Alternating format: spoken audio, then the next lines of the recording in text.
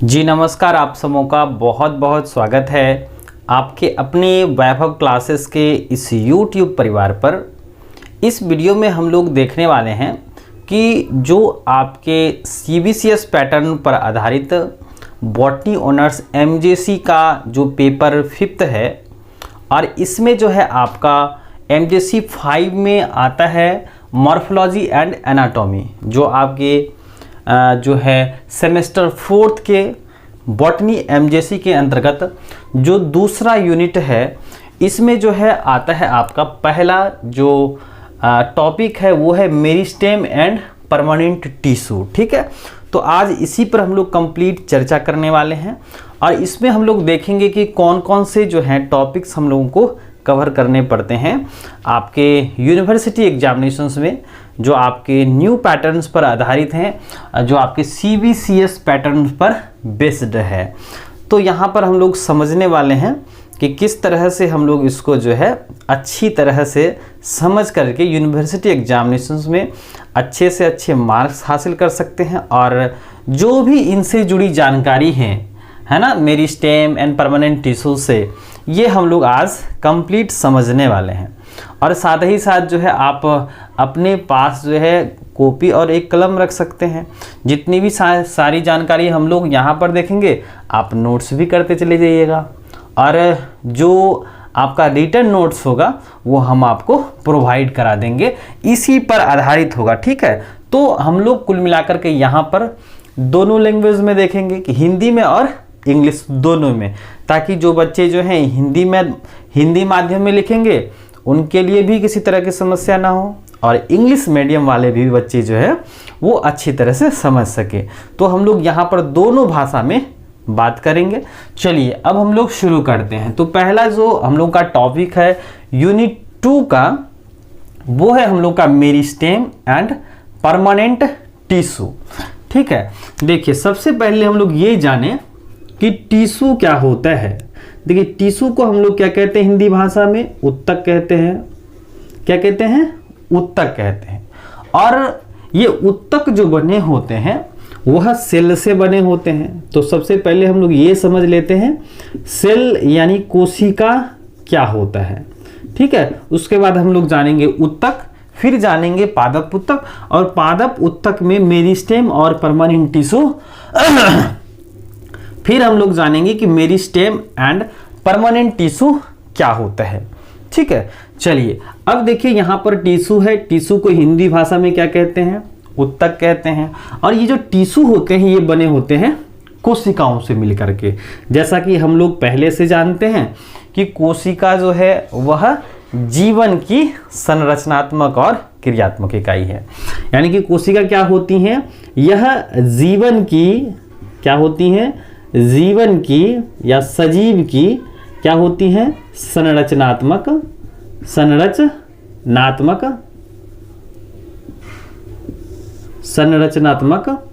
तथा क्या होती हैं? कार्यात्मक इकाई होती हैं। कार्यात्मक इकाई होती हैं, है ना। तो ये हम लोग पहले से जान रहे हैं, है ना, कि cells are the structural and functional unit of life,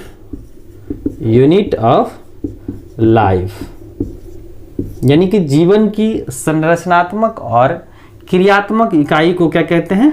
कोशिका कहते हैं, है ना। अब देखिए ये जो कोशिकाएं हैं,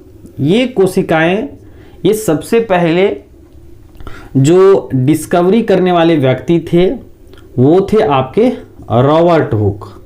कौन थे? Robert Hooke. रॉबर्ट हुक ने क्या किया? 1665 ईस्वी में कॉर्क सेल का TS काटा था। क्या काटा था? TS, स्वयं के बनाए गए माइक्रोस्कोप में, और उन्होंने देखा कि उसमें क्या थी? मधुमक्खी के छत्ते जैसी, क्या थी? मधुमक्खी के छत्ते जैसी संरचनाएं थी, और उसको हम लोगों ने क्या नाम दिया था? हनीकॉम्ब। क्या नाम दिया था? हनी कॉम्ब नाम दिया था और उसको उन्होंने क्या नाम दिया, सेलुला। तो क्या था, रॉबर्ट हुक नाम के वैज्ञानिक ने 1665 ईस्वी में क्या किया, कॉर्क सेल का टीएस काटा और उन्होंने देखा कि उसमें जो है ना अनुप्रस्थ काट में मधुमक्खी के छत्ते जैसी कुछ संरचनाएं दिखलाई दी। उन लोगों को क्या दी, रॉबर्ट हुक को मधुमक्खी के छत्ते जैसी कुछ संरचनाएं दिखी। उसको उन्होंने नाम क्या रखा, सेलुला रखा और बाद में चल करके वह क्या बना, सेल्स बना, यानी कि कक्ष से बन गया आपका कोशिका बन गया। तो इस तरह से क्या होता है, डिस्कवरी होती है डेड सेल की। किसकी होती हैं, डेड सेल्स की होती हैं। फिर आते हैं एंटोनी वॉन लीवेनहॉक, है ना। एंटोनी वॉन लीवेनहॉक जो है, लीवेनहॉक वो क्या करते हैं, वो लिविंग सेल्स की डिस्कवरी करते हैं, लिविंग सेल्स की डिस्कवरी करते हैं, जिसमें उन्होंने जो है पता लगाया था वॉर्टिसेला। अगर आप और देखिएगा तो यहाँ पर जो है आप स्पायरोगायरा भी लिख सकते हैं, स्पायरोगायरा, ये आपको अलग अलग किताबों में देखने को मिलते हैं। तो जब भी बात आती है डेड सेल की डिस्कवरी की तो रॉबर्ट हुक का नाम आता है, और जब लिविंग सेल्स की बात आती है तो एंटोनी वॉन यानी कि एवी लीवेनहॉक ने क्या किया था, वॉर्टिसेला, स्पायरोगायरा जैसे जीवों के बारे में पता लगाया था, जो क्या थे, एक्वेटिक्स ऑर्गेनिजम्स थे, एक्वेटिक ऑर्गेनिजम्स थे, यानी कि ये जलीय जीव थे जिन्होंने जो है लिविंग सेल्स का दर्जा लीवेनहॉक नाम के वैज्ञानिक ने बताया था। ठीक है, तो ये तो रही बात आपके सेल्स की। अब आ जाइए टिश्यूज की। तो टिश्यूज क्या होते हैं, ये जो उत्तक होते हैं ना, वो कोशिकाओं के ही समूह होते हैं। अब हम लोग देखेंगे कि ये जो कोशिकाएं होती हैं, ये सभी कोशिकाएं आपस में मिलकर के क्या बनाती हैं, उत्तक बनाती हैं। तो उत्तक की परिभाषा क्या हो जाएगा, है ना, उत्तक की परिभाषा क्या हो जाएगी कि जो टिश्यूज होते हैं, टिश्यूज होते हैं यानी उत्तक जो होते हैं वह क्या होता है, कोशिकाओं के ही समूह होते हैं, यानी कि उत्तक जो होते हैं कोशिकाओं का समूह होता है। तो हम लोग क्या लिख सकते हैं, groups of cell, groups of cell having क्या होगा, similar origin, structure and function, है ना। तो यहां पर क्या है आपका, कोशिकाओं के ऐसे समूह जिनकी उत्पत्ति, संरचना तथा कार्य क्या होते हैं, समान होते हैं, या आप लिख सकते हैं असमान होते हैं, डिफरेंट भी हो सकते हैं। तो इन कोशिकाओं के समूह को क्या कहते हैं, उत्तक कहते हैं। देखिए हम लोगों की किताब में क्या लिखा हुआ है कि कोशिकाओं के ऐसे समूह जिनकी उत्पत्ति और संरचना समान होती हैं, उनको हम लोग क्या कहते हैं, उत्तक कहते हैं। लेकिन देखिए उत्तक में बहुत सारे उत्तक हैं, जैसे आपके जाइलम होते हैं, परमानेंट टिश्यू है यानी कि अस्थाई उत्तक है, जटिल अस्थाई उत्तक है, और फ्लोएम है, फ्लोएम है। तो देखिए क्या है, जाइलम जो होते हैं यह 4 प्रकार के कंपोनेंट से बने होते हैं, 4 प्रकार के कंपोनेंट से, जिसमें आपका क्या है, ट्रैकीड्स है, भेजल है, फाइबर है और पेरेनकाइमा, यही है। उसके बाद देखिए फ्लोएम भी जो है ये 4 प्रकार के कंपोनेंट से मिलकर के बने होते हैं। कौन कौन भाई, 4 प्रकार के कंपोनेंट से, या आप इसको एलिमेंट कह सकते हैं, है ना, जिसमें आपका क्या क्या है, सीव सेल्स है, कंपेनियन सेल्स है, फ्लोएम फाइबर है और फ्लोएम पेरेनकाइमा है।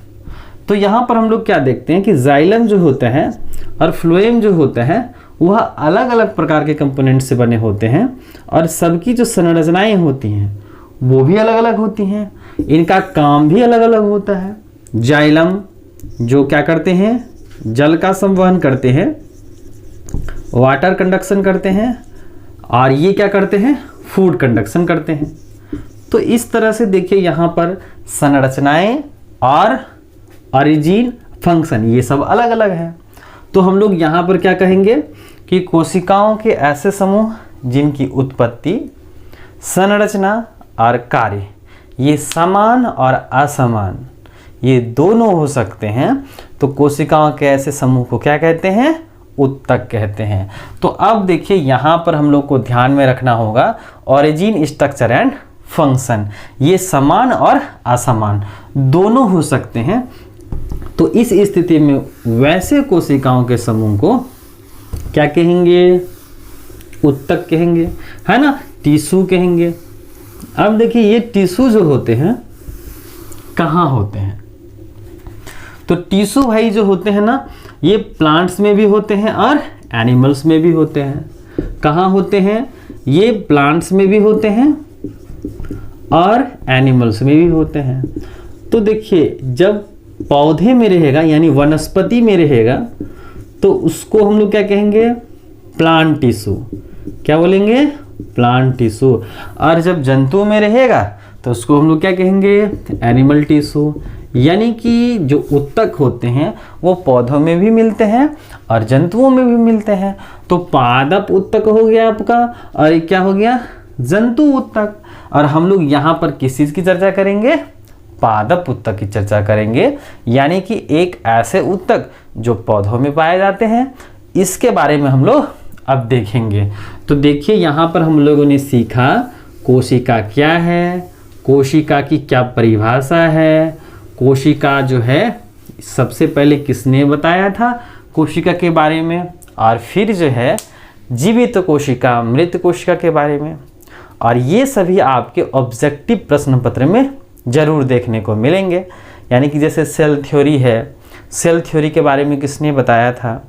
जिसमें नाम आता है एस्टेलिडन और स्वान का। जो सेल की डिस्कवरी हुई थी डेड सेल्स की, वो आपके रॉबर्ट हुक के द्वारा हुई थी, है ना। और जो आपके लिविंग सेल्स हैं वो एंटोनी वन ल्यूवेनहॉक के द्वारा, है ना। और दुनिया का जो सबसे स्मॉलेस्ट सेल्स है वो माइकोप्लाज्मा है, जिसको हम लोग जोकर्स ऑफ माइक्रोबायोलॉजी कहते हैं। तो ये सब आपको जो है तो ये सब जो है आपको वस्तुनिष्ठ प्रश्न में देखने को मिल सकते हैं। चलिए अब आइए जानते हैं कि जो प्लांट सेल्स होता है, प्लांट सेल्स होता है और उससे मिलकर के बने होते हैं बहुत सारे कोशिकाएं बनते हैं, टिश्यूज बनाते हैं, यानी प्लांट टिश्यू। इसको हिंदी भाषा में क्या कहेंगे? पादप उत्तक कहेंगे। क्या कहेंगे? पादप उत्तक कहेंगे। तो देखिए ये पौधों में पाए जाएंगे, है ना। तो पादप उत्तक जो होता है ना, ये होते हैं दो तरह के। कितने तरह के होते हैं? दो तरह के। अब यहाँ पर जब हम लोग डिफ्रेंशिएट करते हैं, अलग अलग करेंगे, तो यहाँ पर कोई आधार लेंगे, है ना, कोई बेस लेंगे ना। तो यहाँ पर क्या करते हैं? पादप उत्तक जो है यहाँ पर विभाजन लेते हैं। क्या लेते हैं? विभाजन, डिवीजन लेते हैं हम लोग कि किस तरह से बढ़ता है। ये हमेशा बढ़ते हैं कि फिर एक निश्चित समय के बाद इनकी वृद्धि रुक जाती है, विभाजन रुक जाता है। तो इसके आधार पर हम लोग प्लांट टिश्यू को दो भाग में बांट देते हैं। एक है आपका मेरिस्टेमेटिक टिश्यू। क्या है? मेरिस्टेमेटिक टिश्यू है, जिसको हम लोग क्या कहते हैं? विभोजितकी उत्तक कहते हैं। और दूसरा क्या है आपका? परमानेंट। क्या है? परमानेंट टिश्यू है। तो ध्यान रखिएगा यहाँ पर कि जो पादप उत्तक होते हैं, प्लांट टिश्यू होते हैं, ये दो तरह के होते हैं, है ना। On the basis of division के आधार पर हम लोग बांट देते हैं दो भाग में। एक है मेरिस्टेमेटिक टिश्यू और दूसरा है परमानेंट टिश्यू। ठीक है, चलिए मेरिस्टेमेटिक टिश्यू को आप मेरिस्टेम भी कह सकते हैं, मेरी स्टेम भी कह सकते हैं, जो हम लोग के सिलेबस में है। और परमानेंट टिश्यू को हम लोग हिंदी भाषा में क्या कहते हैं? अस्थाई उत्तक कहते हैं। क्या कहते हैं? अस्थाई उत्तक कहते हैं। इतना तक क्लियर है। चलिए अब देखिए यहाँ पर कि मेरिस्टेमेटिक टिश्यू या मेरिस्टेम जो होता है यह कितने प्रकार के होते हैं और परमानेंट टिश्यू कितने प्रकार के होते हैं। तो यहाँ पर हम लोग थोड़ा सा डिफिनेशन भी देख लेते हैं, क्योंकि हम लोग जो आने वाले समय में जो है क्लासेस में हम लोग देखेंगे एक एक करके इनका कैरेक्टर्स, इनका क्लासिफिकेशंस और परमानेंट टिश्यू को भी हम लोग डिफाइन करेंगे और आगे भी बढ़ेंगे। तो यहाँ पर हम लोग एक आउटलाइन समझ लेते हैं कि किस तरह से जो है हम लोग आगे स्टडी करने वाले हैं और हम लोगों के सिलेबस में क्या है और कितना हम लोग को पढ़ना है। चलिए यहाँ पर क्या है आपका मेरिस्टेमेटिक टिश्यू या मेरिस्टेम। तो सबसे पहले आप ये जानिए कि मेरिस्टेम जो है ना वो ग्रीक वर्ड के मेरिस्टॉस से आया है। किससे आया है? मेरिस्टॉस, MERISTOS, मेरिस्टॉस से आया है, जिसका मतलब होता है ऑलवेज डिविजिबल। क्या होता है? Always divisible. देखिए ये हमेशा बटेंगे, यानी कि पौधों में एक ऐसी कोशिकाएं होती है जो हमेशा बढ़ती रहती हैं, ऑलवेज डिवाइड होती हैं। तो इस स्थिति में इसको हम लोग क्या कहेंगे? मेरिस्टेमेटिक टिश्यू कहेंगे। और ये हमेशा नहीं बढ़ती हैं, उसको हम लोग क्या कहेंगे? अस्थायी ऊतक कहेंगे। अब देखिए जो मेरिस्टेमेटिक टिश्यू हैं जो हमेशा बटेगी, इसको भी हम लोग क्या कर देते हैं? डिवाइड करेंगे, अलग अलग बेसिस लेंगे, आधार लेंगे। तो इस आधार में हम लोग क्या क्या लेंगे? तो देखिए पहला आधार हम लोग लेंगे ओरिजिन। क्या लेंगे? ORIGIN। ओरिजिन बोले तो उत्पत्ति, उत्पत्ति लेंगे। दूसरा क्या लेंगे हम लोग? पोजीशन। क्या लेंगे? पोजीशन। पोजीशन बोले तो स्थिति लेंगे, कहाँ पर ये मेरिस्टेमेटिक टिश्यू हैं। उसके बाद क्या करेंगे हम लोग? फंक्शन लेंगे। क्या लेंगे? फंक्शन। फंक्शन बोले तो कार्य, है ना, कार्य के आधार पर। और उसके बाद है आपका प्लेन ऑफ डिवीजन। क्या है? Plane of division. तो इसके आधार पर हम लोग मेरिस्टेमेटिक टिश्यू को डिवाइड कर देते हैं। यहाँ तक समझ गए कि जो आपके मेरिस्टेमेटिक टिश्यू यानी विभोजितकी ऊतक होते हैं ये हमेशा क्या होते हैं? विभाजित होते रहते हैं। और आप ही बताइए, अगर पौधों में कोई हिस्सा या सेल्स हमेशा डिवाइड होते रहेगा तो वहाँ पर सेल की लंबाई में बढ़ोतरी होगी। तो आप समझ लीजिए पौधे के वे हिस्से जहाँ पर लगातार बढ़ोतरी होती हैं, नए नए जो हैं अंग आते रहते हैं, ग्रो करते रहता है, तो वहाँ पर क्या होगा? आपका मेरिस्टेमेटिक टिश्यू होगा, यही ना। चलिए अब इसको हम लोग क्या करते हैं? अलग अलग आधार लेते हैं और फिर हम लोग उसको डिवाइड कर देते हैं। यहाँ तक क्लियर है?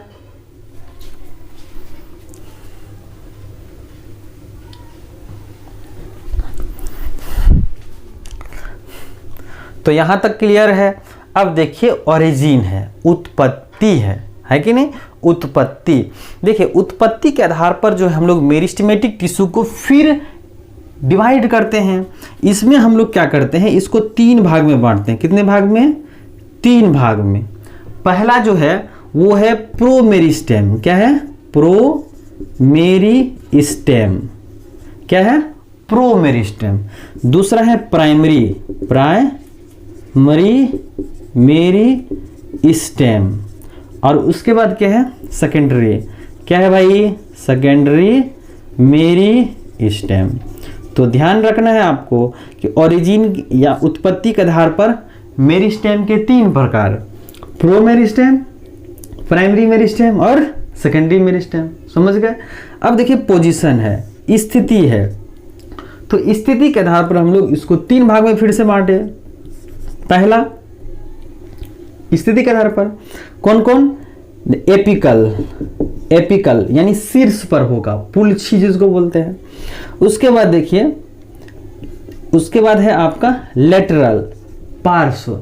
और उसके बाद है इंटर कैलरी। क्या क्या?